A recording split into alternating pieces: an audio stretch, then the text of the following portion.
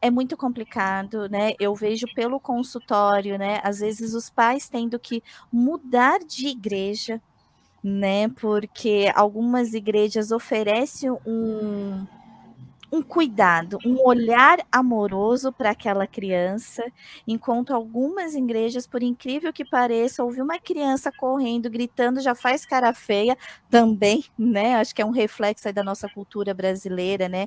Punitiva, coercitiva, e que acaba até afugentando essas crianças, adolescentes, inclusive as famílias da igreja, né? Hoje, eu não sei vocês, mas a minha experiência, eu vejo o quanto que as igrejas aqui em São Paulo estão esquecendo da escola bíblica infantil, né? A gente não está tendo mais como era antes os ensinamentos de virtudes, né? A gente estudava Jonas, Josué, Elias, não só a gente pintava, mas a gente aprendia a virtude que estava ali por detrás. E sempre que alguém, Rodrigo, me faz uma pergunta como essa, como nós, como igreja, né, para receber essas crianças, esses adolescentes, né, os adultos, né, com, não só com o TOD, mas com as psicopatologias.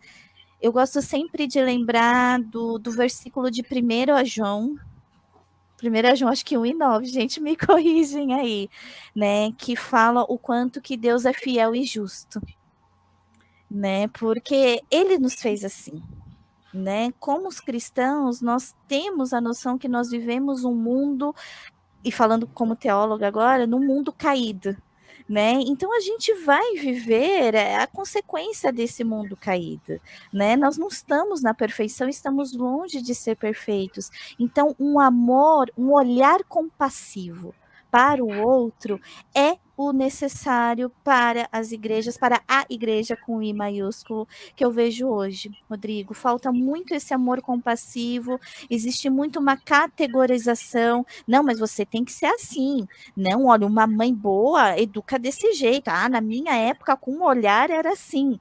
E aí você tem as mães mais jovens e vai reproduzindo esse modelo, e aí não tem amor, não tem compaixão. A criança derruba um lapisinho, já todo mundo olha assim que, meu Deus, eu vejo isso muito pela minha filha, né? Nós temos a nossa igreja, mas às vezes a gente vai visitar amigos, colegas e tal, e a minha filha não vai para a escolinha ainda, ela tem 2 anos e 4 meses. O primeiro giz de cera que ela derruba, eu sempre escuto alguém, ah, ela não vai para a escolinha ainda, né? Ah, ela ainda não sabe obedecer às convenções sociais. Gente, é uma criança de 2 anos. No consultório, Rodrigo, Carol, Júlio, vocês devem ouvir muito isso, do tipo, nossa, não, porque ela não para quieta, né? Ela deve ter algum problema, ela não sabe ficar sentada. Gente, mas desde quando uma criança de 6, 7 ou 10 anos foi feita para ficar quase 10 horas sentada? Né? E às vezes, Rodrigo, isso chega até a igreja. Tipo, nossa, ainda bem que terminou o culto, né? Dia de Santa Ceia, meu Deus do céu, às vezes é um terror para alguns professores, né? Que não vê a hora de terminar para o pai buscar o abençoadinho do filho.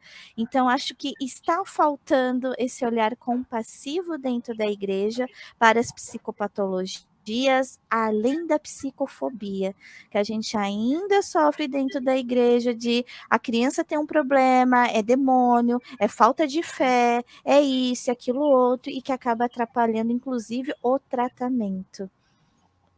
Obrigada É isso pela que você, pergunta e pelo questionamento. isso que você falou agora, Cíntia, me fez recordar na escola dominical. Eu cresci em igreja presbiteriana, né? Então o que ocorreu é meio atípico, né?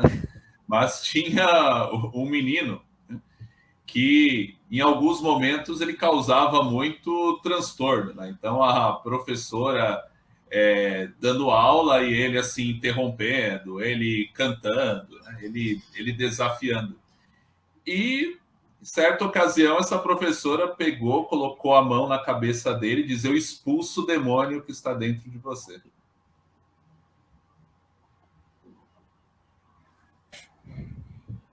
E não sei vocês, gente, quem estiver nos assistindo aí, né?